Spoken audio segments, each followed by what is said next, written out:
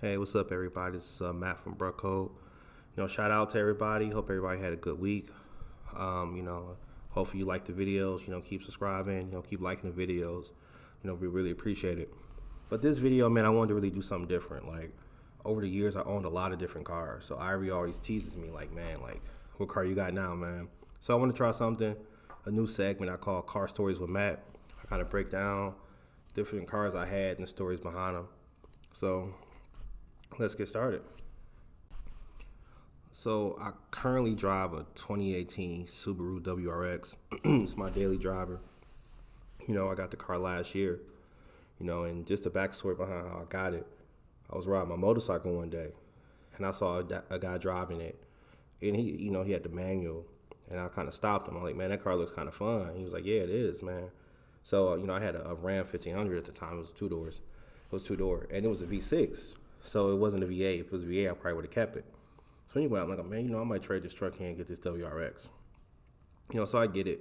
For me, like, I had a 370Z before, so that's a whole nother story for a whole different day. So I remember just getting the Subaru, getting the WRX. It kind of reminded me, like, being in car culture, because that's one thing I missed. Like, when I was driving the truck, like, anybody who's really into cars, it's really good when you're driving down and you see somebody else with the car and y'all give each other the deuces, the thumbs up, all kind of stories, all kind of things like that. So anyway, I traded in and I get the WRX. And, at first I was kind of iffy about it a little bit, because I kind of miss having a bigger truck, and then two, if anybody knows the Subaru WRX, I didn't have the STI version, I just had a WRX, and don't make fun of me, but I had a CVT, so a lot of people kind of bash on the CVT, whatever. So it was kind of weird because it wasn't as much power as I was used to having, like versus the 370Z, even the Corvette I used to have. So it wasn't as much power as I was used to. We're talking about maybe, 268 horsepower, 258 pound-feet of torque or something like that, right? So it's not a lot of power. So anyway, like, I kind of drive it a little bit. And, the real thing is, the positive thing is all-wheel drive. So I started just kind of playing with it. I think my brother, when I got it, he came over maybe like a day or two later, and he drove it. And my man was like, he put the paddle shifters on. He put it in manual mode and started doing the paddle shifters. Man, that dude was like zigzagging through the freeway, man. And that was the first time I see how much fun it could be. Like, it's not a lot of power, but, it's all-wheel drive. It's lightweight. You can maneuver out them corners. Like, for instance, if I'm driving next to like a Challenger RT, if it's a straight shot, they're going to get me. But if we going on the freeway and there's a lot of turns and stuff, I might be able to get it because I can speed through those turns because I got all-wheel drive and it's a lighter car. But anyway, like, so I kind of got a little bit more used to it. And, one thing I'll say, though, too, anybody who's into cars, who has a WRX or thought about getting one, it's a really good car for the money. So you're talking about, like, I don't know how much the used cars are now. Like, when I got it last year, the market wasn't crazy like it is now, but you get a certified pre-owned, mine was certified pre-owned. You get a certified pre-owned one for like 27, 28, brand new, maybe like 35. STI is going to push up close to the 40.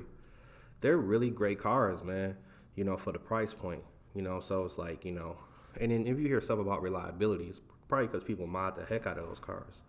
But it's really, really, really a good car, really fun car for the price point, so if you wanted a car, I almost want to say balling on a budget. Like, if you wanted a car that was fun to drive, that was going to get some attention, that was going to get you some respect, that can handle the snow, can be fun to drive, and you still like being around car culture and having a community, man, WRX is the way to go. I definitely would, just decide if you want manual or the CVT. People hate the CVT, right? Because they don't like obviously anything with the CVT, a lot of people don't really like. So you might consider the manual, but it was really, really, really, really, really fun. So this is like it's almost coming up to a year in which I had it almost.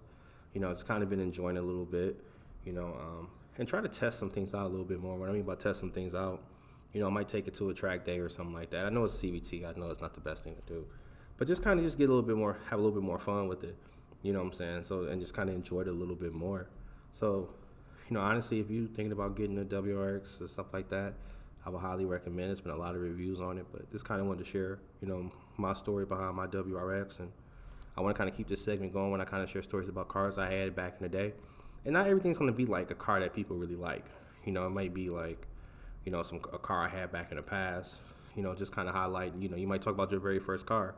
You know, but I just kind of want to highlight, you know, the car I'm driving now, and kind of open up a new segment. I hope you liked the video. You know, if so, just like it, and then don't forget to subscribe. So take care, everybody. Have a good rest of your day.